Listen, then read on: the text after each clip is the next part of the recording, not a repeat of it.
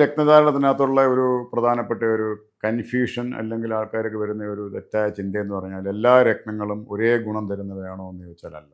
ഉദാഹരണം, മഞ്ഞപ്പുഷിരാഗം എന്ന് പറയുന്ന രത്നം ഒരു ധനു ലഗ്നക്കാരനാണ് ധരിക്കുന്നതെങ്കിൽ അദ്ദേഹത്തിന് ആരോഗ്യപരമായിട്ടുള്ള ഗുണങ്ങളെ കിട്ടും. കാരണം ധനു ലഗ്നത്തിൻ്റെ ലഗ്നാധിപൻ വ്യാഴമാണ്.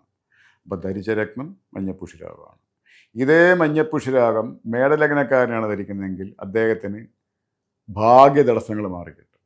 അപ്പോൾ ഒരു രക്തം ധരിച്ചപ്പോൾ ആരോഗ്യപരമായിട്ടുള്ള ഗുണങ്ങളും മാറി, ഭാഗ്യതടസ്സങ്ങൾ മാറാനും നമ്മൾ മഞ്ഞപ്പുഷ്പം ധരിച്ചു. ഇനി ഒരു കുംഭലഗ്നക്കാരനായ കുട്ടി, ഒരു പെൺകുട്ടിയോ ആൺകുട്ടിയോ വിദ്യാതടസ്സങ്ങളുണ്ട് എന്ന് പറഞ്ഞിട്ട് നമ്മൾ കൊണ്ടുവരുമ്പോൾ 11 2 ഭാവാധിപത്യമുള്ള രക്തം നമ്മൾ സജസ്റ്റ് ചെയ്യാറുണ്ട്. പൊതുവേ ജ്യോത്സ്യന്മാർ അങ്ങനെ സജസ്റ്റ് ചെയ്യത്തില്ല, പക്ഷെ ഞാൻ കൊടുക്കും.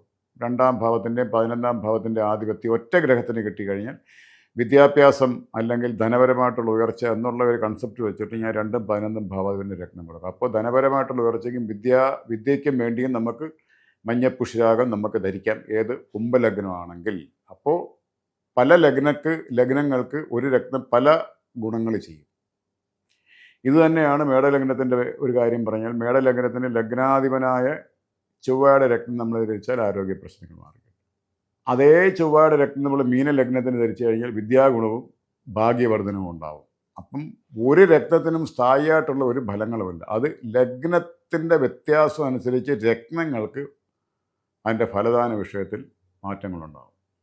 ഇത് രത്നദാനത്തിനെക്കുറിച്ച് വളരെ പ്രധാനപ്പെട്ട ഒരു പോയിൻ്റാണ്. കാരണം ഗൂഗിളിലൊക്കെ നമ്മൾ സെർച്ച് ചെയ്യുകയാണ്, സ്റ്റോൺ ഓഫ് എഡ്യൂക്കേഷൻ എന്ന് അടിച്ചു കഴിഞ്ഞാൽ നമുക്ക് എമറാൾഡ് എന്ന പേര് കിട്ടും. മരതകമാണ്, വിദ്യാകാരകനായ ബുധൻ്റെ രത്നമാണ് മരതകം. അപ്പോൾ എന്ന് പറഞ്ഞിട്ട് നമ്മൾ മീനലഗ്നക്കാരൻ വിദ്യാകാരകനായ ബുധൻ്റെ രത്നമെന്നും പറഞ്ഞ് സെർച്ച് ചെയ്തപ്പോൾ മരതകം കിട്ടിയെന്ന് പറഞ്ഞാൽ മരതകം വാങ്ങിച്ച് ധരിച്ചു കഴിഞ്ഞാൽ ആ മരതകം കൊണ്ട് അദ്ദേഹത്തിന് മൊത്തം ദോഷങ്ങളായിരിക്കും വരുന്നത്. ആ കുട്ടിക്ക് ഒരു ഗുണവും കിട്ടത്തില്ല. കാരണം അവിടെ കേന്ദ്രാധിപത്യ ദോഷമുള്ള ബുധനാണ് മീനലഗ്നം. മീനലഗ്നത്തിൻ്റെ കേന്ദ്രഭാവം എന്ന് പറഞ്ഞാൽ മിഥുനവും കന്നിയാണ്. അപ്പോൾ ബുധൻ അവിടെ കേന്ദ്രാധിപത്യ ദോഷം വന്നു. അപ്പോൾ വിദ്യാകാരകനായ ബുധൻ്റെ രത്നം മരതകം എന്ന് കണ്ടിട്ട് ഗൂഗിളിൽ നോക്കി മരതകം ധരിച്ചു കഴിഞ്ഞാൽ നെഗറ്റിവിറ്റി ഉണ്ടാകും. അപ്പം മരതകം ആരൊക്കെയാണ് ധരിക്കേണ്ടത്?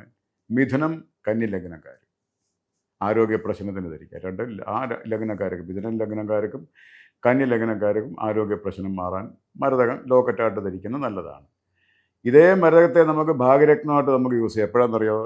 തുലാലഗ്നമാണെങ്കിൽ മരതകം ധരിച്ചു കഴിഞ്ഞാൽ നമുക്ക് എന്ത് പറ്റും? ഭാഗ്യഗുണമുണ്ടാകും. കാരണം അവിടെ 9ാം ഭാവം മിഥുനമാണ്. അപ്പോൾ എല്ലാ രത്നങ്ങൾക്കും പല പല ഗുണങ്ങൾ വരും. അത് വരുന്നത് ലഗ്നം മാറുന്നതനുസരിച്ചായിരിക്കും. പല രത്നങ്ങൾക്കും പല ഗുണങ്ങളാണ്. ഒരേ രത്നത്തിന് പല ഗുണം കിട്ടും ലഗ്നം മാറുന്നതനുസരിച്ച്.